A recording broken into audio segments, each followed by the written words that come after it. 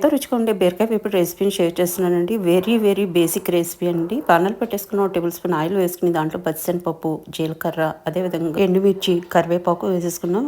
ఆవాలు, మినపప్పు కూడా యాడ్ చేసుకోవచ్చు. ఇంకా ఈ పోపు అంతా చక్కగా క్రిస్పీగా వేగాలండి. లో టు మీడియం ఫ్లేమ్లో పెట్టుకుని వేపుకుంటే చక్కగా పప్పు లోపల వరకు వేగుతాయి.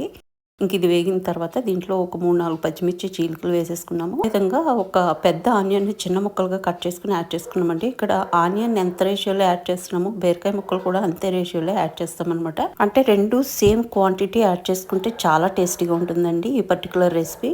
దగ్గర ఒక్క బీరకాయ ఉన్నా సరే ఈ విధంగా చేసుకుంటే సూపర్ ఎమ్మీగా ఉంటుంది. ఒక టీ స్పూన్ పసుపు, రుచికి సరిపడా సాల్ట్, బీరకాయ ముక్కలు, ఆనియన్స్ ఎన్ని వేసానో అన్నీ బీరకాయ ముక్కలు కూడా వేసుకున్నాను. వేసుకుని మొత్తం అంతా మంచిగా మిక్స్ చేసేసుకుంటాం. ఇంకా దీంట్లో రెడ్ చిల్లీ పౌడర్ కానీ అదర్ స్పైసెస్ కానీ ఏమీ యాడ్ చేయమన్నమాట. మొత్తం అంతా మిక్స్ చేసుకుని కొంచెం కొత్తిమీర పైనుంచి స్ప్రింకిల్ చేసేసుకుని ఒకసారి మొత్తం అంతా మంచిగా మిక్స్ చేసేసుకుంటాము. మిక్స్ చేసేసుకుని